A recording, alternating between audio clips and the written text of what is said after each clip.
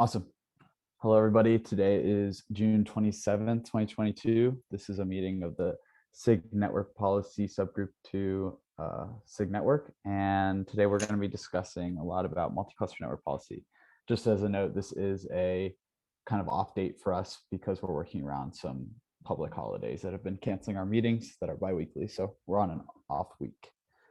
But yeah, not too much to talk about today, except for multi-cluster network policy. So I will hand the floor over to Sanjeev if you want to kind of kick that off. We've been talking about this in SIG Network a lot, and we decided to move the conversation over to here.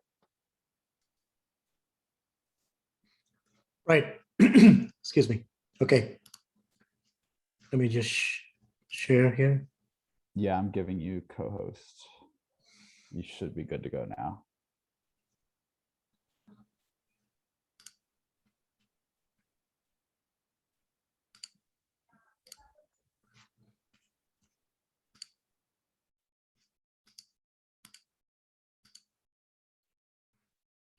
This should be extra large, I suppose.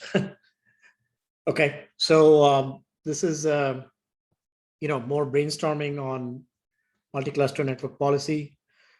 Sorry, with Chrome sharing, sometimes it just jumps slides, so you might have to bear with that. Okay, you just move the cursor and it seems to jump slides. So just watch out for that. So this is a topic which kind of straddles SIG network policy, and SIG multi-cluster. And it so happens we have representatives from all those, and we've had at least one discussion in each of these groups so far.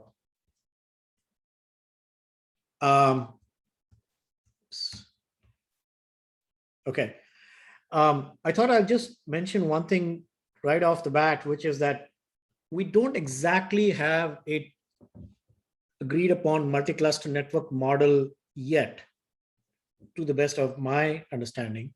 Correct me if I'm missing something. So one basic question would be, do we first need to even define a reference model? Yeah, Tim, you had a hand. Yeah, no, I wanted to agree with you. We haven't really pinned that down.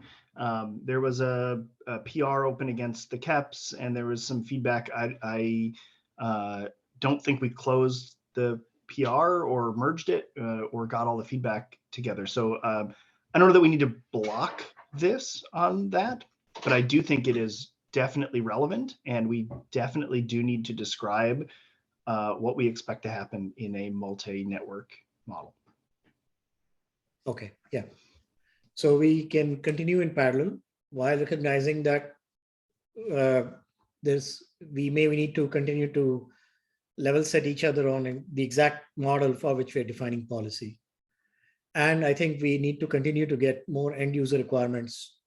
If there's some way of querying business people about what the field is asking for in terms of multi-cluster networking and policy, is there a way that our working group has representatives from the product marketing side that can feed in more requirements? Has that been done in any prior activity?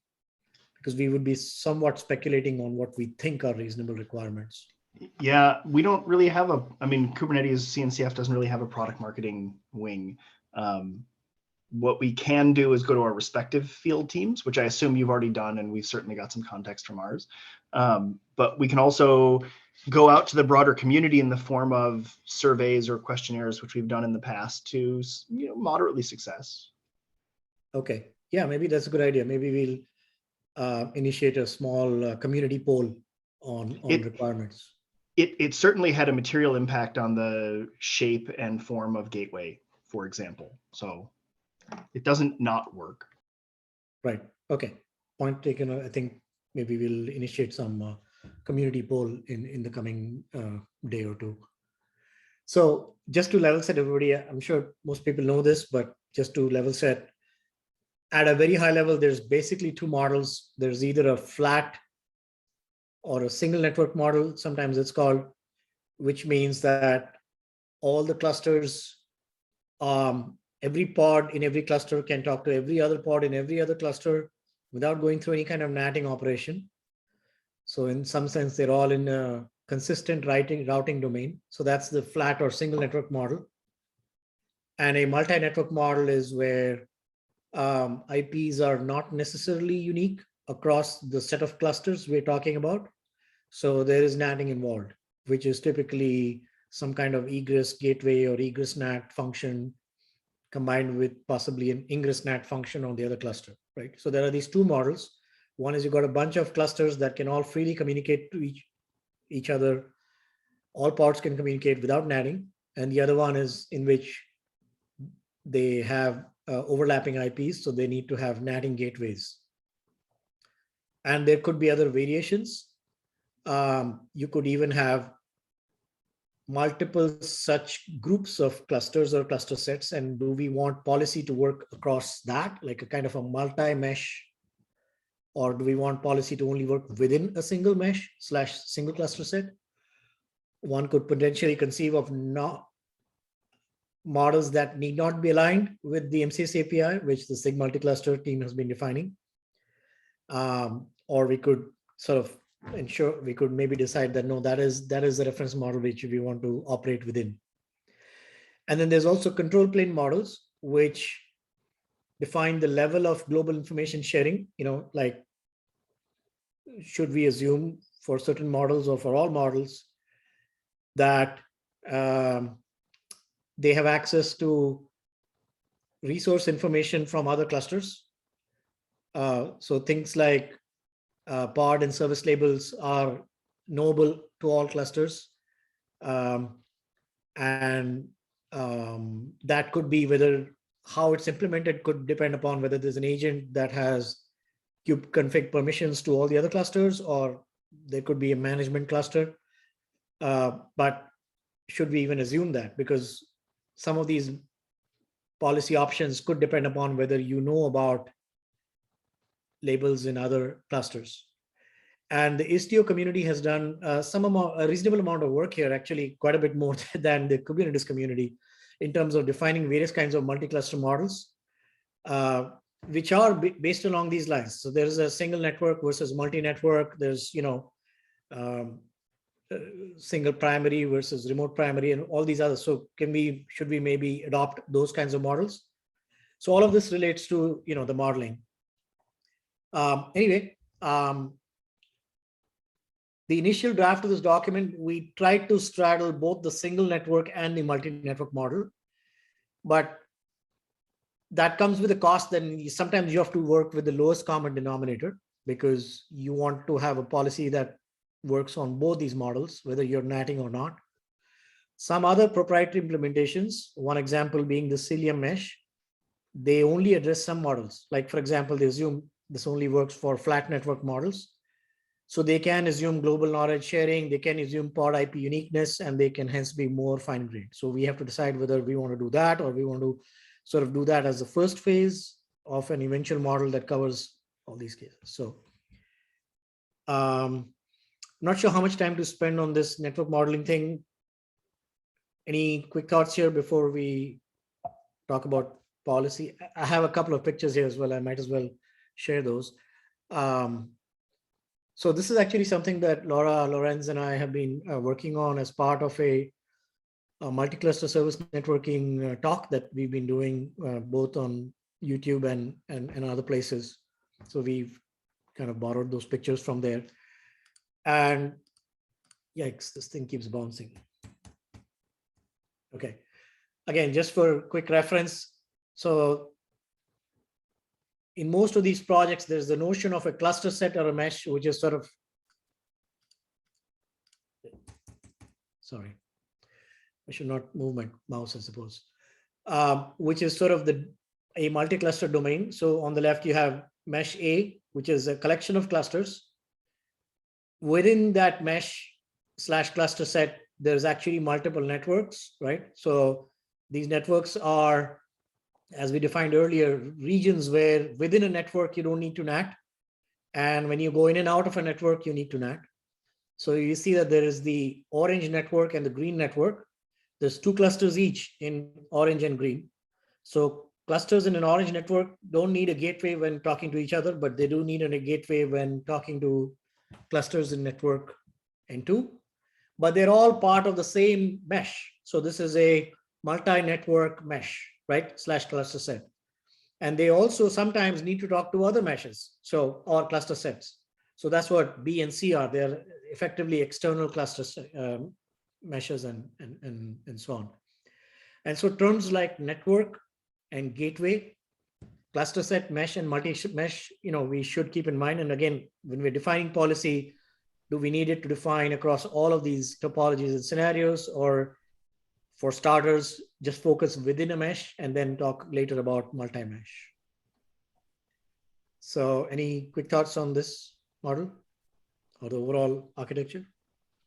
So I had a question about previous slide. Previous slide, okay. Yeah, it's a bit more basic. I'm still trying to catch up. So, yeah, I mean, I know we call it network policy.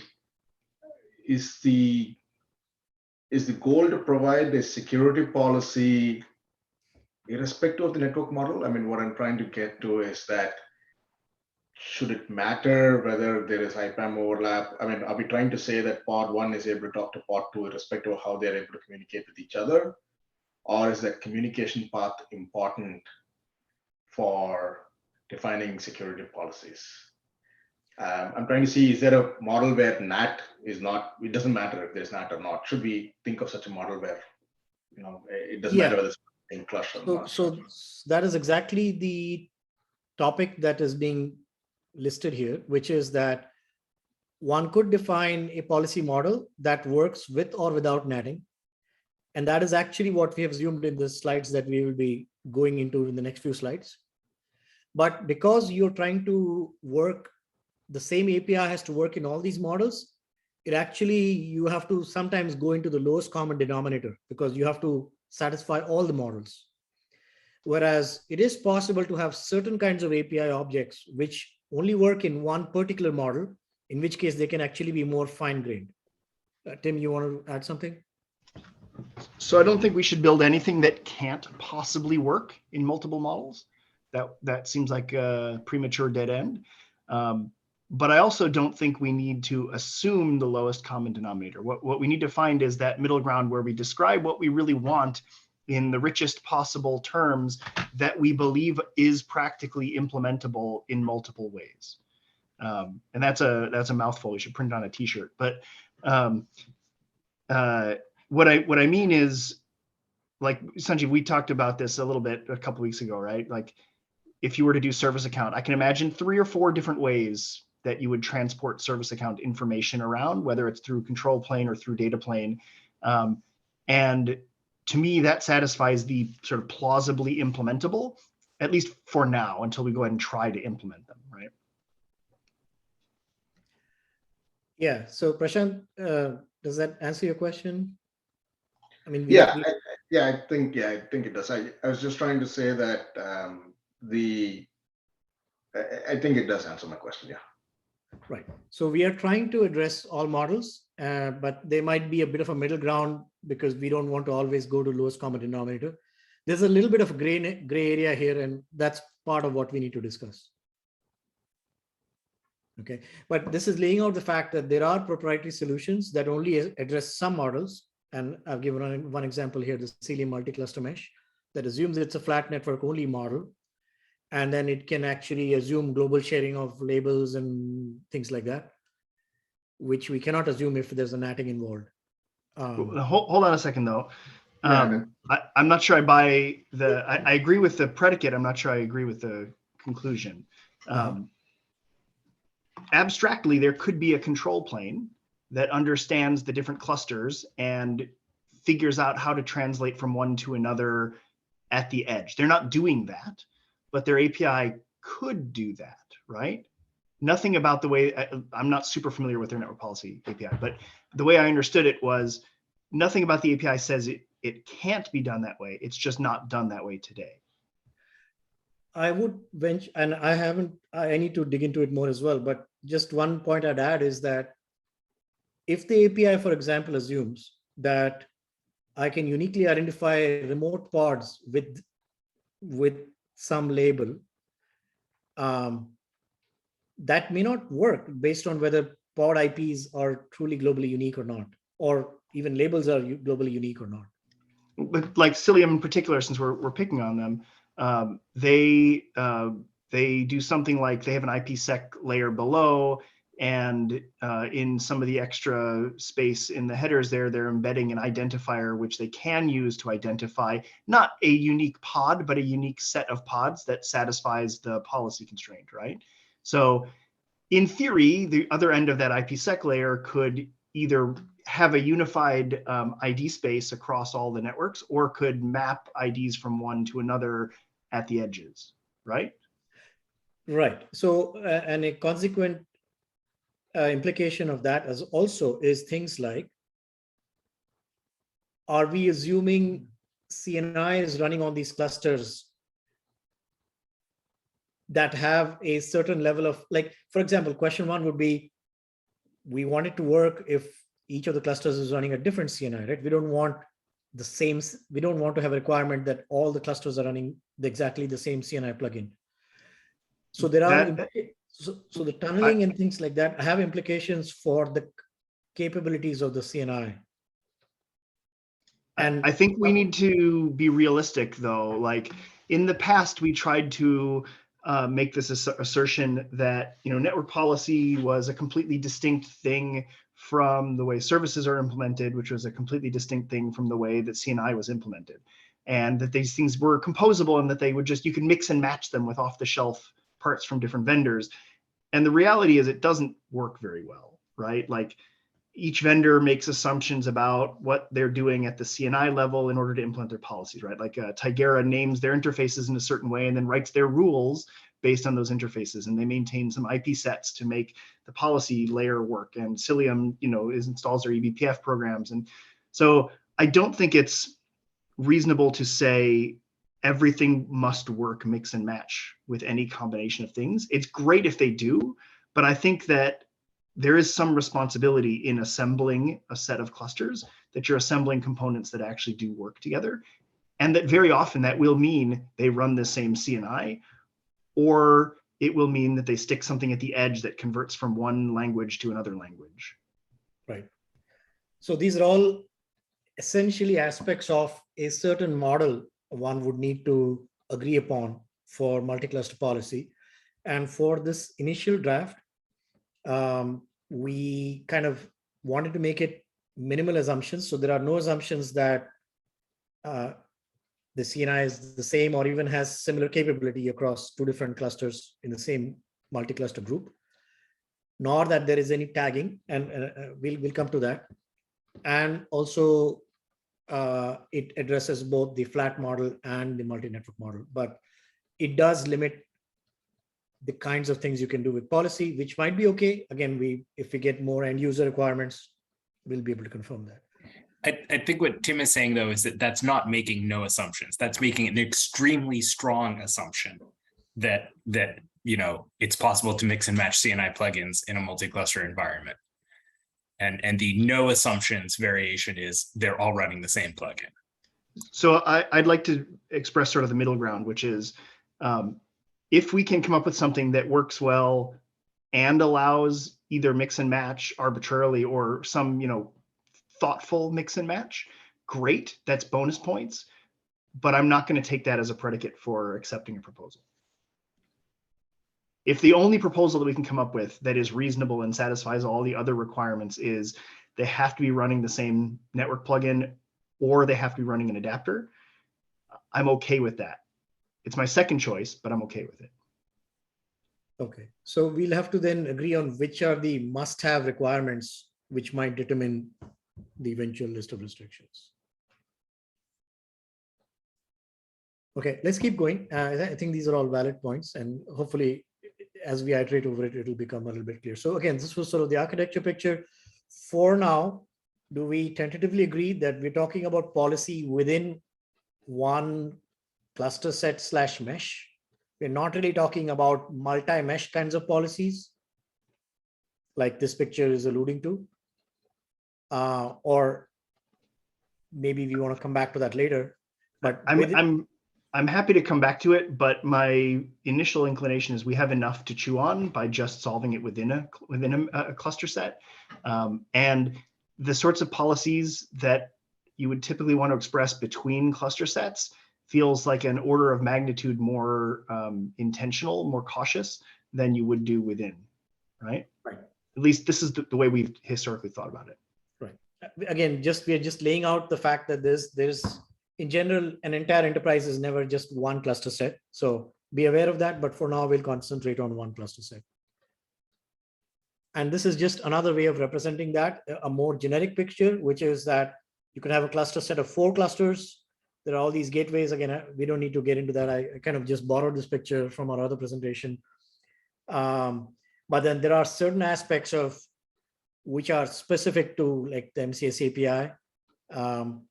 Whether we want to tie this directly to the MCS API or not is also a factor. So in this case, for example, cluster 1 and cluster 2 can communicate without NAT, but cluster 2 cannot communicate with cluster 3 without NAT. That's why they have these MCS gateways. And should the policy work between sources and destinations, no matter whether they have to go through the gateway or not? For now, we are attempting to make it work across both, but maybe we'll have to find some kind of middle ground somewhere. I do feel like if we can't solve this, then we haven't really solved it. So you want it to work in all kinds of communication within this kind of a generic picture, like within a single sort of authority domain, right? Which we typically call the cluster set. Okay. So it should work. Yeah. So it should work both with some subset of clusters sharing a network, some other subset of sharing another network, possibly some NATing gateways to connect those subsets. Yeah, I mean, this is picking the most painful possible model, but that's the one we need to be aiming at. I mean, somebody tell me if they disagree strongly, but I feel like this is going to happen. I think this is This already has happened. Yeah, this is the harder problem to solve here, right? I mean, it just constrains what set of features you can expose in such an API, right? And I think you're going to get to that in a minute, Sanjeev. Like, you know, where policy is enforced and can you still identify the sender, et cetera, et cetera. I guess I feel like at a certain point, you're going to have as many issues with wanting to set policy on connections going into non-Kubernetes cluster, non-Kubernetes areas, whatever, as you will going into other clusters. So there's going to need to be some sort of, you know, API for that's not multi-cluster anyway. It's a good point. A new IP block, a smarter IP block. Is that kind of what you're saying, Dan? Yeah, I mean, we're going to need to be able to set policy for talking to things that aren't Kubernetes clusters. So maybe we don't need to solve every problem you could have with a Kubernetes cluster. Like at a certain point, if it gets too complicated, you could just treat the other cluster like it was an external network. Yeah, I want to be real careful that we don't literally try to reinvent like Istio here, right? Like there are problems that we can say are above what Kubernetes is trying to solve.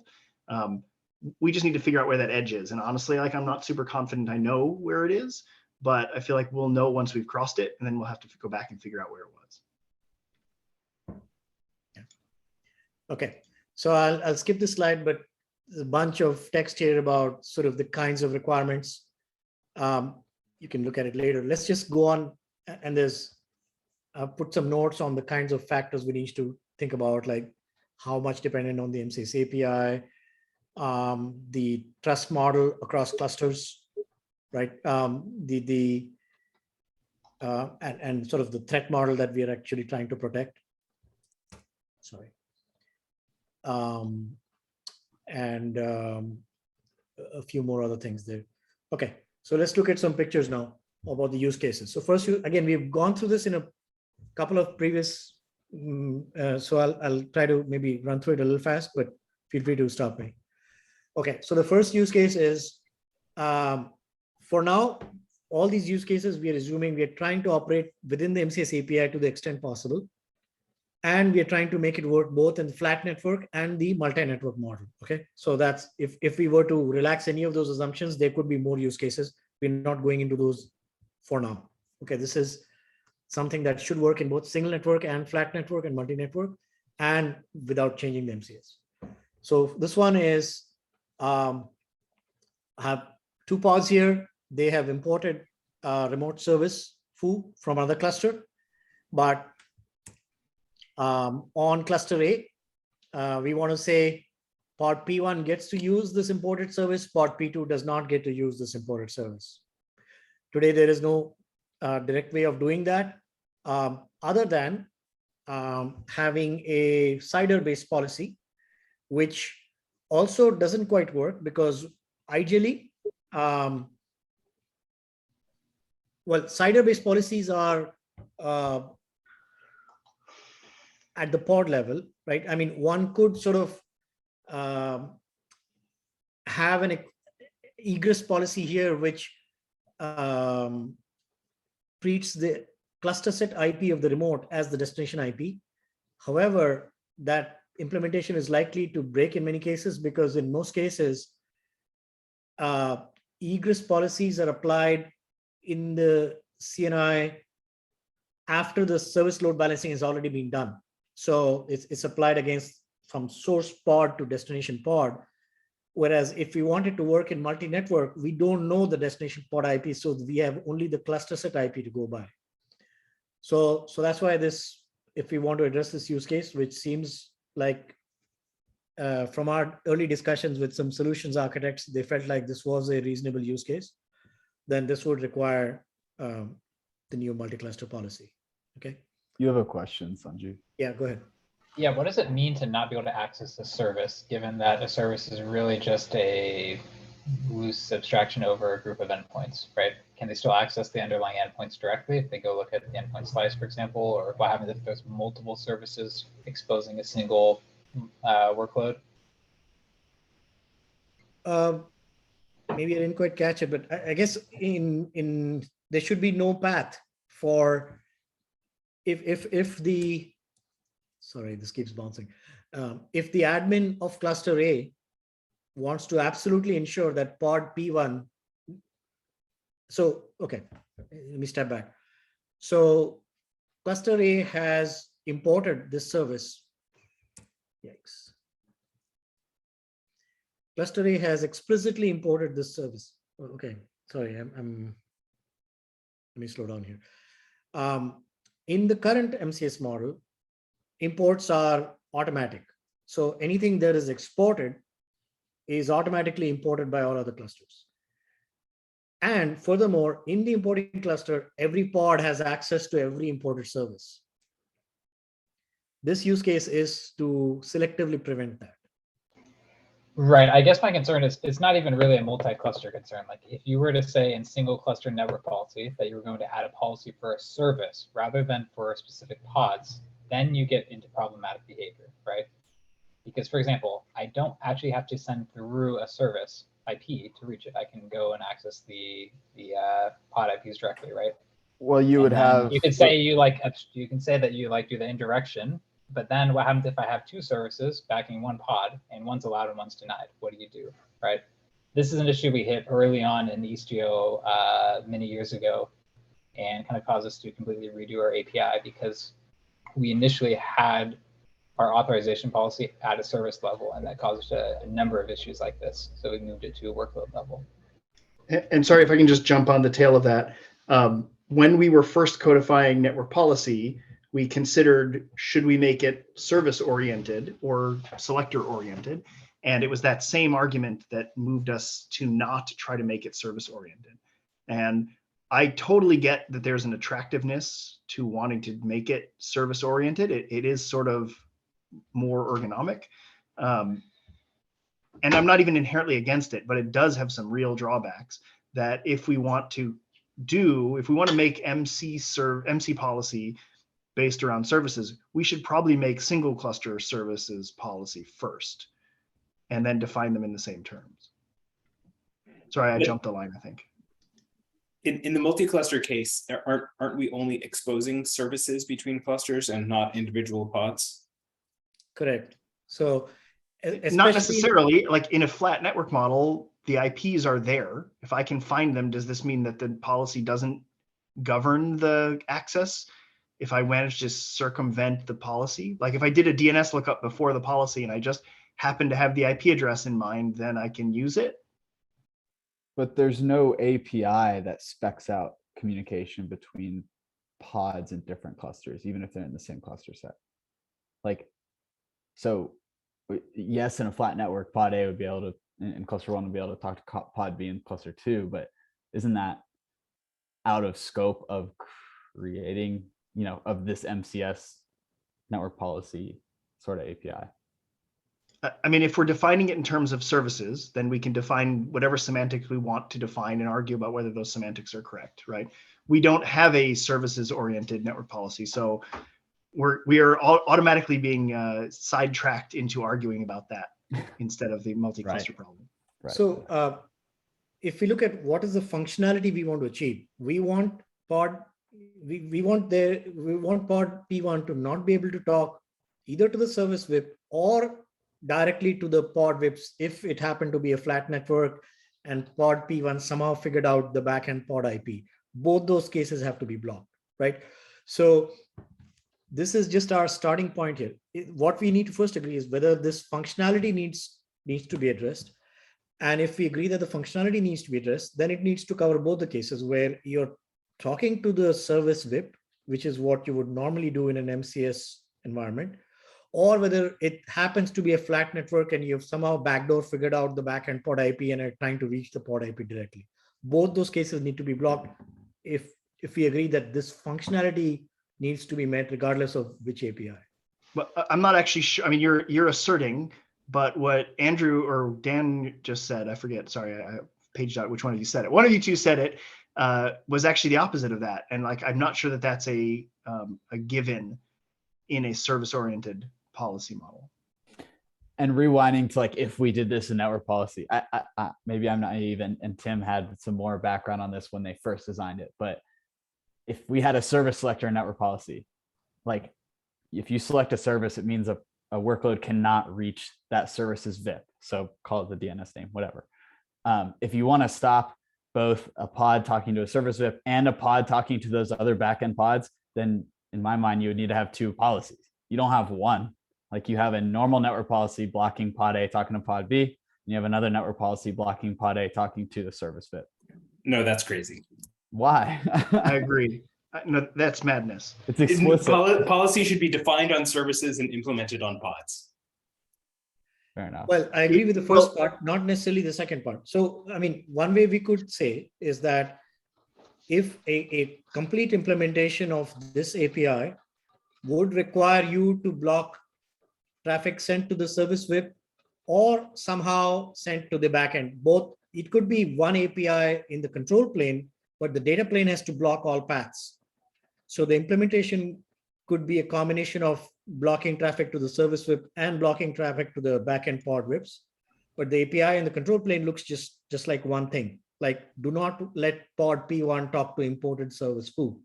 Right. Well, and let's not forget now, as soon as we bring services into the mix, I see Dan Winship rolling his eyes, even though his video is off. As soon as we put services in the mix, we have to talk about node ports, external IPs, load balancer IPs, and all the other ways you can get into a service. And I'm not saying these are unsolvable, right? I'm just saying that they're not solved. I like what you're saying with the idea of one API and the implementation has to decide whether that means service VIP and pod or just service VIP, because only the implementation really knows that.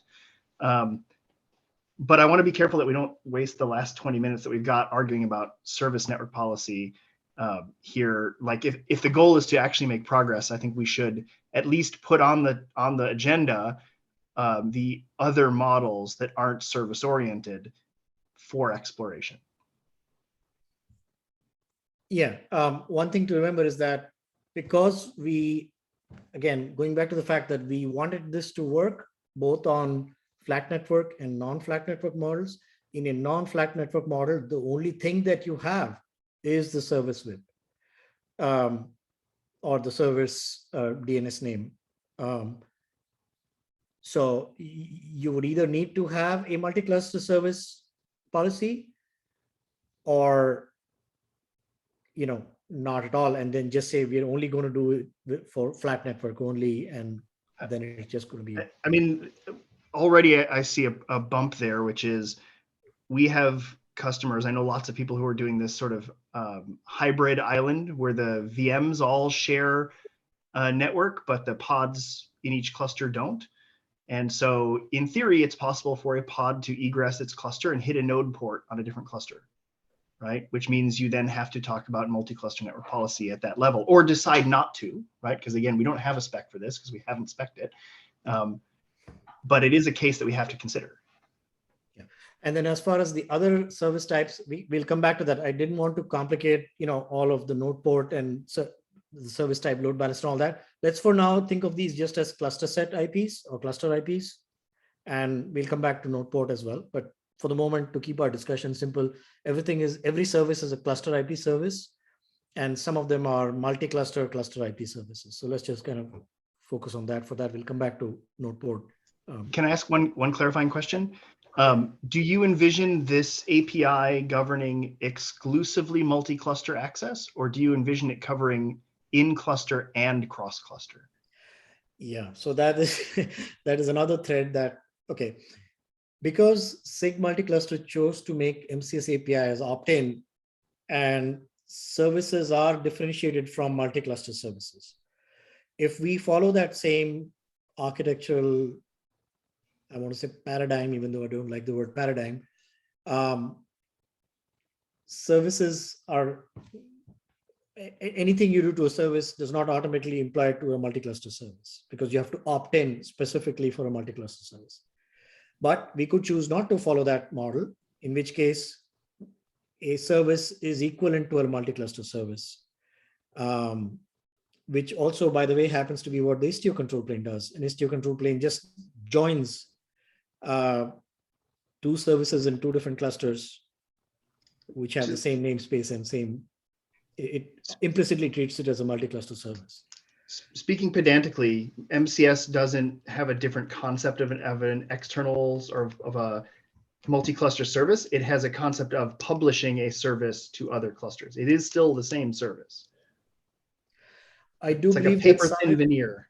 Maybe there's some ambiguity in the definition, because I know of implementations which explicitly treat the single cluster service differently from multi-cluster service. For example, well, we know that the application has to specifically do a DNS query with a different FQDN to find out the multi-cluster flavor of that service, and there's a different FQDN for the unicluster version of that same service. You're right. You're right on that regard. But otherwise, all of the semantics carry forward. Anyway, I don't want to rat hole on this. I know you have more prepared. So these are all valuable threads that need to be chased down at some point. We are just trying to keep things simple. So yeah. But one last point about this use case, based on discussions with a couple of solutions architects, they identified this use case as probably the most important one. Okay, from the field perspective. Okay, so if we wanted to do it, one way to do it, and if we wanted to keep multi-cluster services separate from services, again, we could unify them as well. One sample YAML would be, you simply have another destination identifier. So, as an example here, a service import reference. So it says that this pod pods that match this pod selector can or maybe cannot talk to these imported services, right? So the YAML would be fairly straightforward. It would be just a simple extension of the regular policy. Yeah. Okay, the second one now, so far so this is the third one. Okay. The second one is also an egress policy, but this is for a given source to be able to select which destinations, which remote services he can talk to. And specifically, even if it's the same service, this pod here, P2, this keeps jumping. Pod P2 is allowed to access service foo from cluster B, but not from cluster C. Okay. This is what we've heard in some discussions about wanting administrative or geographical constraints on where you're able to access a global service form. So Foo here happens to be a global enterprise service. It's available in lots of clusters and regions, but the admin for enterprise cluster A or even the DevOps for cluster A wants application P2 to only access the service from cluster B, but not access that same service from cluster C. So you see that blocking there. We can debate whether this is valuable, not valuable. This is certainly not an obvious use case, but it did come up in some discussions.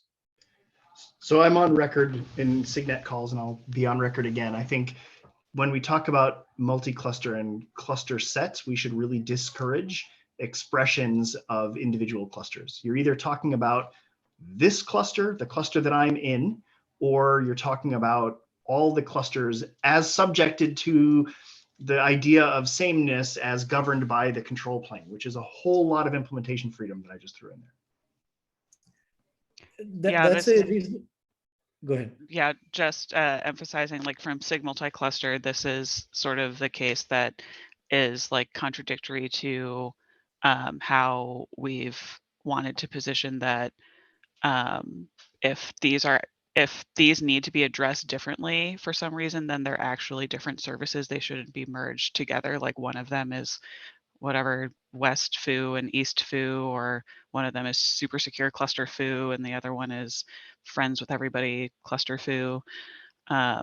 So yeah, just I think emphasizing what Tim was saying, but just that this case in particular was one that like SIG multi-cluster, the namespace position statement and just the way that we've described the multi-cluster services and how they merge is a little inconsistent.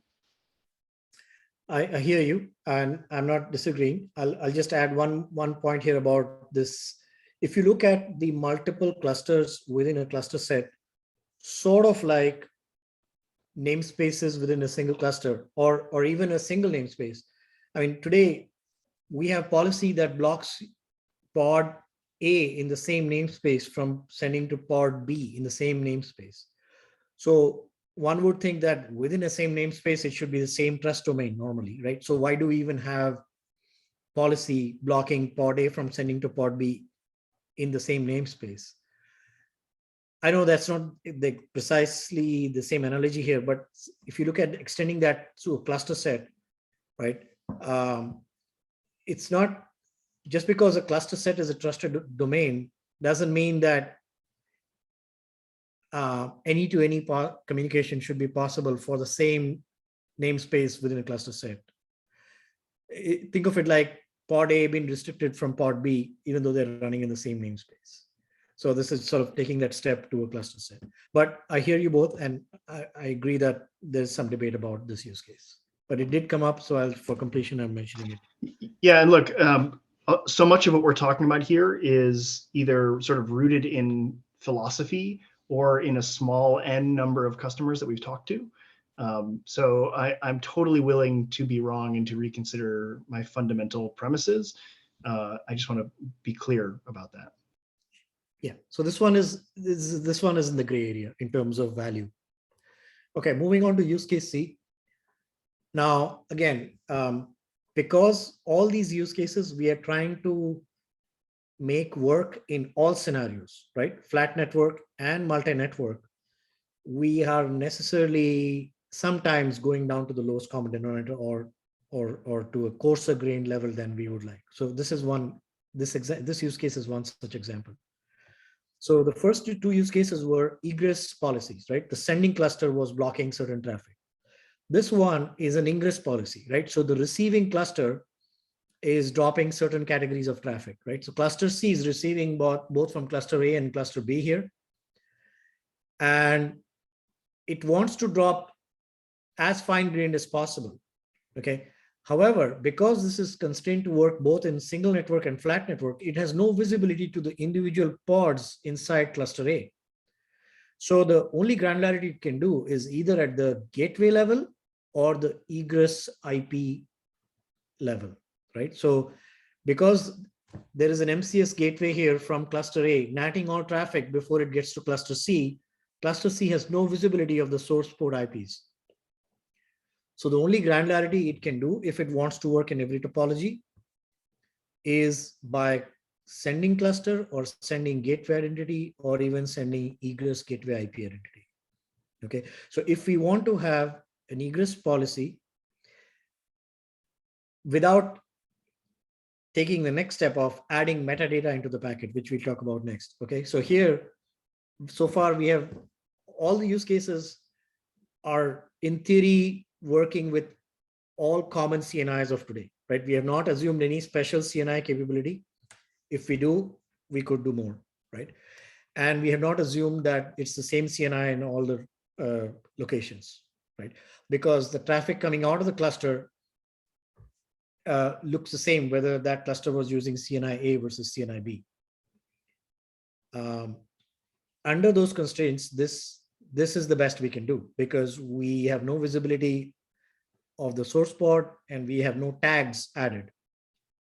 So first we'll talk about that, and then we'll talk about the fact that what could we do if we did have tags added. Is this clear in terms of sort of if you want to do the lowest common denominator, not assuming any CNI awareness and not having the source pod IP, then the best we can do is the destination cluster drops based on the source gateway or the source gateway IP. Is that clear? Any questions? I hear what you're saying. I'm just not sure how useful it is. Like we know we have customers who want to run in flat mode who don't want to send traffic between clusters through a gateway. So did you say flat mode? Yes.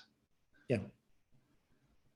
Or partially flat mode where they run like islands of V4 and flat V6, right? So they get to solve both problems. Right. So, but that would require a policy that either only works in flat mode or assumes that there is some tagging of data from source cluster to destination cluster. So this goes back to, a similar discussion that SIG network had for network policy, which is like today's network policy. One of the questions for CIDR-based policies was, well, CIDRs are interpreted differently, especially for north-south traffic, right? Because if you have an ingress policy based on an IP CIDR, some CNIs or some north-south gateways preserve the source IP, so they can do a source IP-based CIDR policy, but not all. There was no agreed upon source IP preservation thing. And that's why CIDR was removed from admin network policy, if you recall. But here, if we assume that we can define a policy which only works if all clusters have metadata tagging capability, then we can, this use case can be made more fine-grained by referring to an opaque tag that is somehow carried from source cluster to destination cluster. And that maybe identifies the source service or source labels. Sorry, I'm talking a little. Yeah. Right. Sorry, I had a question. So just to clarify, so Sanjay, this particular part, the assumption is that we can somehow individually identify the pods that we want to restrict from cluster A by using some gateway IP or a collection of pods or something of that sort from cluster A. That is part of the debate. How much do we want to assume? How much source granularity should we assume? Like if we don't assume any granularity, then it is the cluster or egress IP. If we assume tagging, then we can assume more fine-grained granularity. So I'm sort of teeing up these questions as how much do we want to assume? Okay, I'm not sort of being opinionated on yes, we should assume more fine-grained or no, we should not. So, but your point is you got the right interpretation, which is that a receiving cluster at a minimum can identify the source sending cluster, and that is the lowest common denominator that works in all cases. But if you have tags added to the packet coming from source cluster to destination cluster, then you can get much more fine-grained. What I don't want to do is end up with an API where the user who writes this, remember the network policy is fundamentally a application owner oriented API, right? We haven't talked about multi-cluster admin network policy today. Yeah. This is fundamentally an application owner thing. If the application owner needs to be aware of the network topology in order to write their policy, then I think we missed the point, right? So it's either lowest common denominator for everybody and that's all they ever get, or it's this is the API that we want to express and we believe it is implementable and it's on the implementations to shoulder the burden of it, right? In some sense, it's like the difference between ingress and gateway. But extending that point about this is a application developer policy, if the policy works depending upon the deployment infra, but doesn't work on some other deployment infra, then the namespace user is becoming aware of the deployment infra, right? He has to know, is this application getting deployed on a flat multi-cluster or a non-flat multi-cluster? That's right. I would consider that a fail. Right. So that's why if we have to go back to lowest common denominator, you have to assume the minimal abilities. And then we are saying you have to assume minimum capabilities or require a smarter implementation.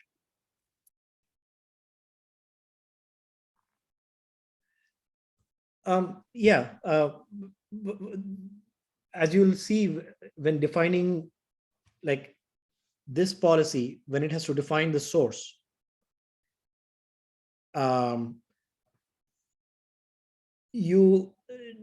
API, if defining the source requires you to be more granular than a remote egress IP, right? Then you are implicitly putting into that application the knowledge that this is working in such an environment where. No, I'm putting on the implementations, the responsibility to, if you want to play in Kubernetes, you got to get smarter. Right? I'm all for meeting implementations where they are, when where they are makes sense, but I don't think we should make a lowest common denominator API on something that's as important as this, that just gives all the implementations a pass and says, you don't have to do anything, we'll meet you. It's okay. I think this is a place where we need to represent the users, the application developers here in this cloud native world and say, this is how we think people should be able to express their policies. And we need the implementations to get good at this. So summarize what you're proposing here. Are you proposing an API that can do more than the lowest common denominator, but somehow defaults if your topology doesn't support it? I'm saying we define an API that is rich enough to satisfy what we need, considering that, like, going back to the ingress gateway example, like the difference in sophistication between those two is huge. I'm not talking about that. Like, network policy is itself not a very sophisticated API. I don't want this to become a hyper sophisticated API. I don't think we need it. But I do think we need it to be able to express what users would naturally want to express in with the consideration that they shouldn't need to be aware of the network topology. So let's, rather than thinking about, well, this is all the lowest implementation can possibly do, so that's it, we're going to limit it to that. Let's think about what we would really like for users to be able to express, right? And sorry, Sanjeev, I know this is your talk, but we've only got like 5 minutes left, and I really wanted to throw out the alternative that we had talked about. So do you want to tie it off? Yeah, so your very last slide here is simply, why is this thing bouncing around? Okay, the use case D was, okay, you assume that this is truly, you have a policy that truly assumes flat network, and it's a do everything policy.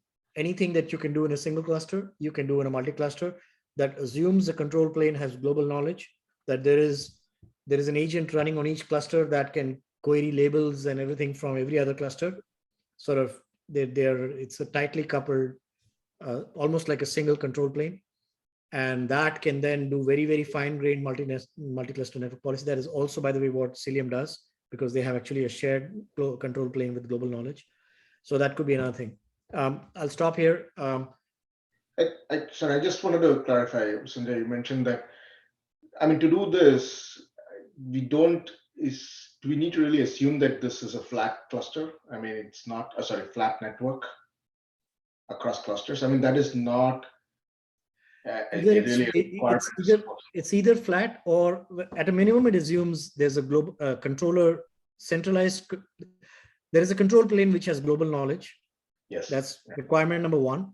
And requirement number two is that you've got tagging capability in the data plane, that any kind of source classification can be conveyed to the destination cluster through some metadata. Those two requirements are there. Then you can do this. Right. And the control plane requirement, I guess when you say global control plane, it's, I mean, it could be a mesh and whatnot, but it's just one option, you mean, right? I mean, you have a cluster set, which means that you know all the control planes in the cluster set, and it not necessarily need to be like a hub and spoke thing, right?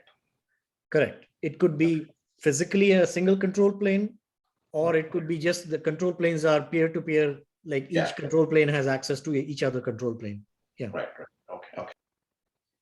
Okay, Tim, you wanted to add something. Go ahead, please. I mean, I guess I wanted to talk mostly to your option D there, which is I would like to explore and consider a model where we assume that the same network policy API works for a single cluster and multi-cluster. There's no new API. Maybe we extend that API to make it easier to cover, right? So like one of the things we had suggested was, what if we define this in terms of service accounts, right? Like, would that make life easier? At least service accounts have the nice property that they don't change over time, right? For a given workload. Is that a simplifying assumption? Maybe we don't need it, but maybe it would help, right? And can we make the same API work for both cases? So like specifically focused on the multi-cluster SIG work, right? So every cluster exists in a cluster set, whether it's actually defined that way or whether it's just like a virtual cluster set that happens to be exactly this one cluster. Like, it does exist in a cluster set. And within that cluster set, there's some control plane. It might be in a cluster, it might be outside of a cluster. That control plane knows which clusters are in the set, right? So there is this global knowledge. Again, even if it's a single cluster, that one cluster is its own control plane. And we have this idea of namespace sameness across the clusters in the control, in the cluster set, right? And I've been meaning to finish a PR to make sure that the multi-cluster spec is really clear on this, but like that control plane has the freedom to decide which clusters express which namespaces. So it doesn't have to be all of them. There's some implementation freedom there. And then when I write a policy, I write a network policy that says to this set of workloads from namespace foobar. When I say foobar, I really mean the cluster sets foobar, right? If it's enabled, right? And the way I get that policy across my entire set is I copy the same policy into each cluster, right? I can do that by hand, or I can do that through an automated mechanism from a primary API or whatever. But the point here being that when you look at a single cluster and you write a policy, and you look at a cluster set, the policies should be roughly the same. And that's the sort of ideal that I hold in my head of making this work. And then at that point, the application developer doesn't know whether the clusters are flat mode networking or island or mixed mode or have gateways or how those gateways work or anything about it, right? They could be theoretically running on Istio, and Istio could be sticking a sidecar proxy and capturing the traffic and doing whatever its own gateway mechanisms do to get the traffic across between the clusters. Like all of those are valid implementations. And then I would like to see like what doesn't work about that. What breaks down, right? Obviously the naive implementation in flat mode would be to just copy information from all clusters to all other clusters. And you know what, honestly, I bet that works for a large body of users. It won't work at scale, but I bet for those 90% of Kubernetes users who have less than 20 nodes in their cluster, I bet it would work, or less than 20 clusters, I bet it would work. But it also gives us a lot of freedom to implement creatively, right? And I want to give implementers the opportunity to show their stuff. So I think we can definitely dig into more precisely defining this model, which would include things like, okay, if we are defining a namespace level policy, but to implement what you were just describing, each cluster needs kubeconfig access to each other cluster. We are again No, not necessarily, right? There is a control plane. I'm hand waving a lot. Like actually, I don't know if you can see it because your slides are up, but I'm actually waving my hands around because there's a control plane, and that control plane needs access. That control plane might be one cluster, or it might be a cluster with a failover, or it might be all of your clusters. That is an implementation choice that I don't feel equipped to decide here. Or it might exist outside of any of your clusters, right? Maybe you have a control cluster whose only job is to run these control loops. right. Even if it is, the control plane that needs access to all the clusters, but it is on behalf of all namespaces, right? Which are all separate applications. So we were defining this policy for a namespace scope multi-cluster network policy. And we're saying that there will be this one logically centralized control plane for all namespaces. I think we need to dig through the trust model and things like that. But Okay. are you saying, Tim, that you believe that if we do that, then that might be all we need for multi-cluster network policy? Is that sort of your thesis? I'm hoping, and I'm willing to go, well, I mean, I see Andrew laughing, but like this is the R part of R&D, right? We need to go prove that the simple thing doesn't work before we engage in the complex thing. And I have this nagging feeling that I think it does work, or that it can be made to work. Sorry, Sanjeev, I lost the question. So is the summary of what you're saying that let's maybe just do use case D, and it might be adequate, and that's all we need to do? I mean, yes, I would call it D prime, which is what do we need to change about the network policy API to make D work? And prove that it's possible. I mean, I guess it's that question of how much are we hand-holding or thinking we're hand-holding CNIs and API development, or how much are we generating something that we think solves all the needs and possibly is possible to implement, and then give it to the CNIs, right? Or give it to the implementers, which I think it's better to do the latter. But we do want this to work again in all those models, right? Single, flat network, non-flat network, yes. all of those. But then you don't care because you give the complexity to the people implementing the cluster set, right?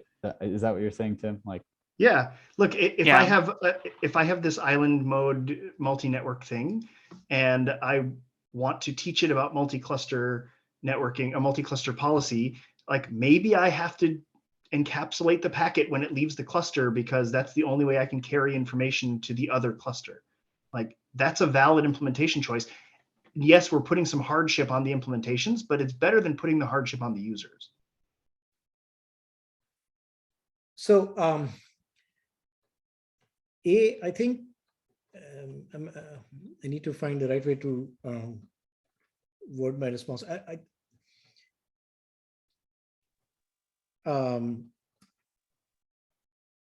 We don't, I think the current network policy API does things that we don't actually need. I mean, firstly, everything is pod to pod, right?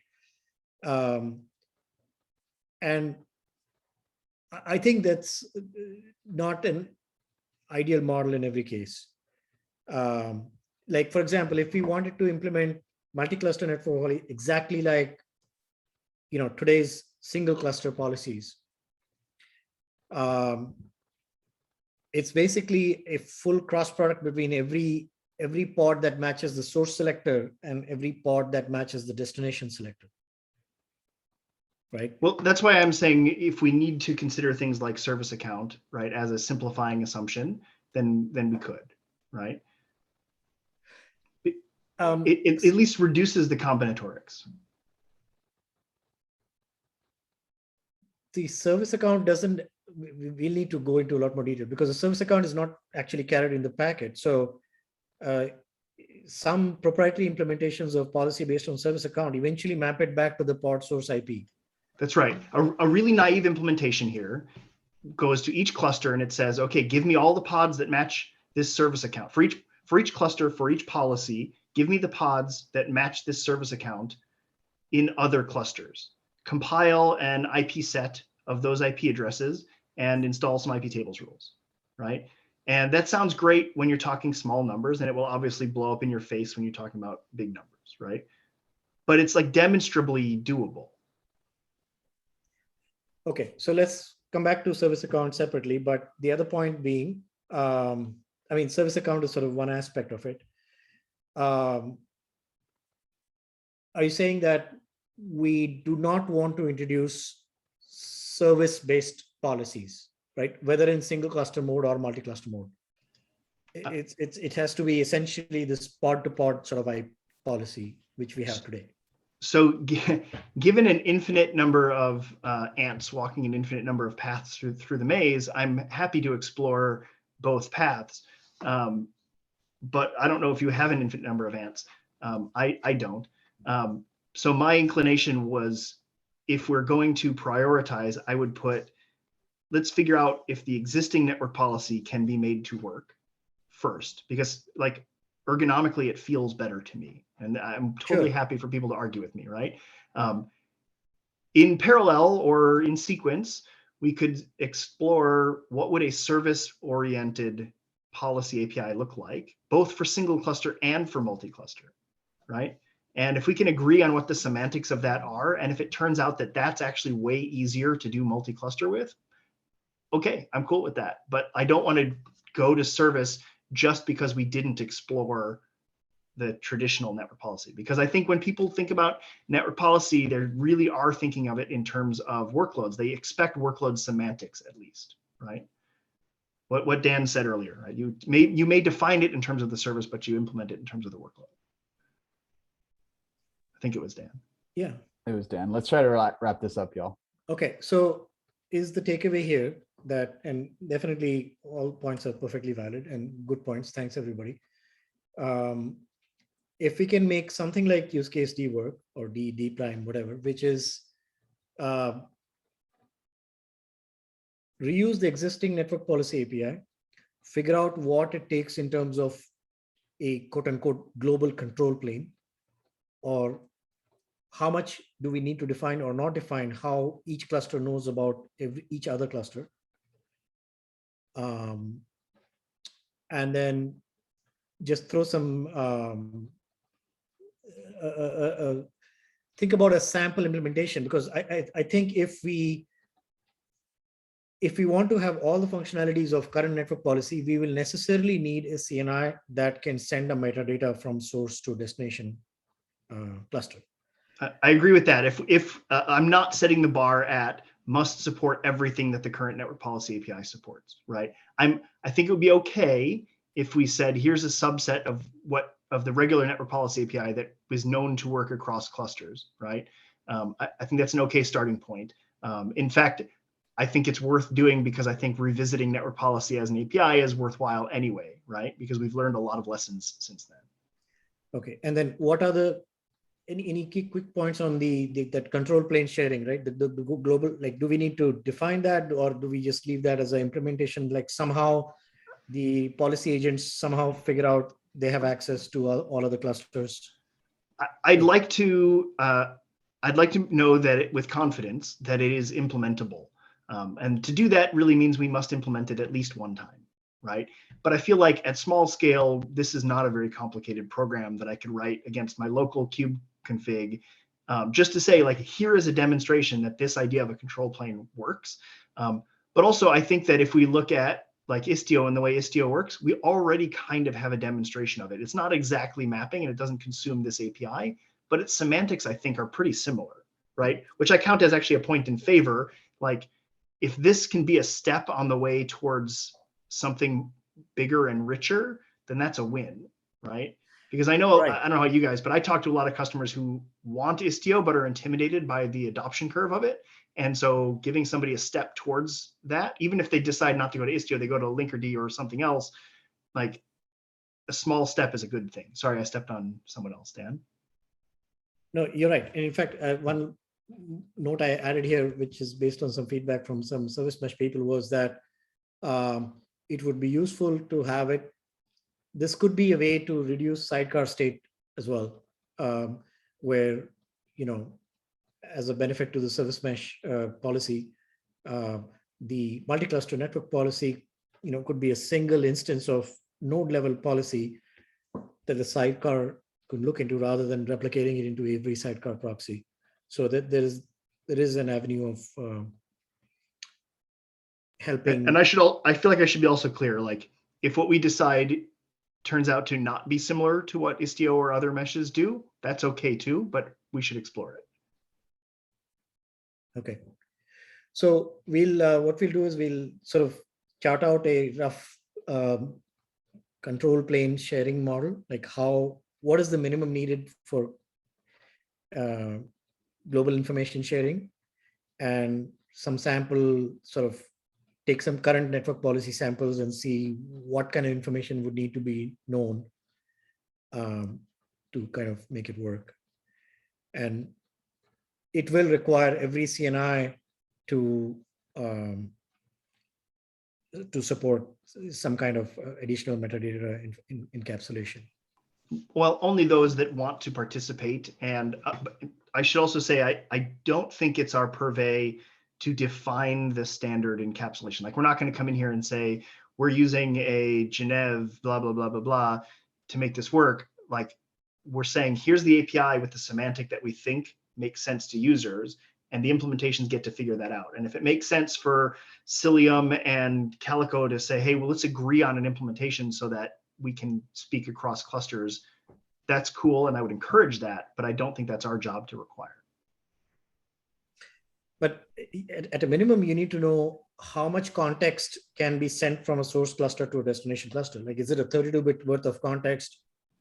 And how does that translate into the API? Because like today's network policy API doesn't have a notion of a cluster ID, right? So if we say that we want to use the semantics exactly like today's network policy API, but say, I want to drop traffic coming from clusters with label A and namespaces with label B, that's a new semantic that is not there in today's network policy API, right? You have to have. So okay. That's true. There's no cluster object, and so if that does turn out to be a requirement, and I will fight hard against it, but if it does turn out to be a requirement, then you're right, we need to answer, where does that information come from and how does it get sort of cooked down into something that a data plane knows how to use. Okay, but in lack of that, the other answer would be, I want to drop traffic coming from pods with this, source pods with this label, no matter where in the cluster set they reside, and that's it, right? I mean, that sounds like a wonderfully simple expression. If we could get it down to that, like, how cool would that be? Hey, people, plug your clusters into a cluster set implementation, and network policy just works across clusters. That sounds like a phenomenal KubeCon talk. So the only dependence on the SIG multi-cluster model here is that these are all part of the same cluster set, but we're not really using MCS here. We're not talking about service imports and exports then. That's right. I mean, that's the way I'm Right. thinking about it, right?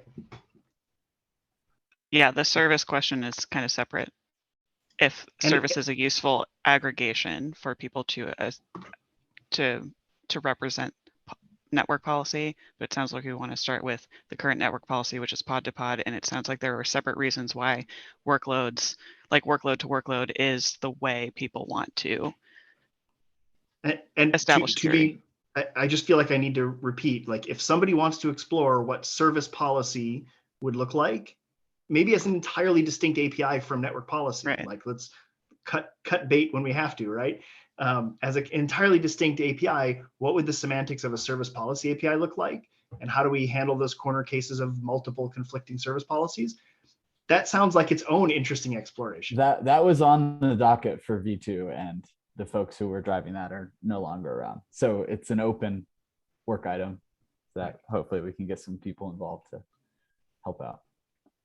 Yeah, I am totally not pre-deciding what works and what doesn't work here, right? If I knew the answer, I would just come out and tell you. Yeah, I think it's a different problem for one. And I think like a lot of these questions, Sanjeev, we can't answer until we go do like a bare implementation sort of, does this work? What information needs to go over the wire sort of POC, right? Yeah, you learn 10 times as much by proof of concepting it than you will by thinking about it.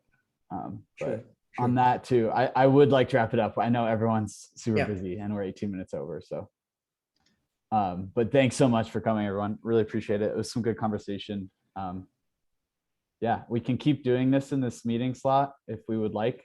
Happy to keep it running. Yeah, Sanjeev, are you gonna take away and come back with a sort of proposal D prime, or do you want us to go do that? Somebody else to go do that? Let's do it together. Whoever wants to get involved, we can all collectively, however we want to do it. Yeah, Okay. Yang was really wanted to be involved. He's on paternity leave right now. So I know once he's back, he will definitely be around to help Sanjeev because he was doing this for VMware. He was trying to answer some of these questions already. Yeah, absolutely. So, yeah, anybody else interested in collaborating on this? Just reach out. For sure, I'm going to participate as best I can. So before we go on the topic of implementing rather than just discussing things, Tim, should we be waiting for you to re-review the admin network policy API PR, or should we just merge it and get people to start implementing V1 Alpha 1? I was about to I say think- that. Thanks, Dan.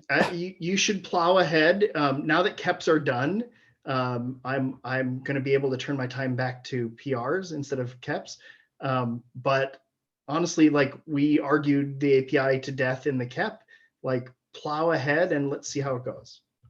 Okay, well, then Dan, I will merge it and we can move forward. Sound good to everyone here?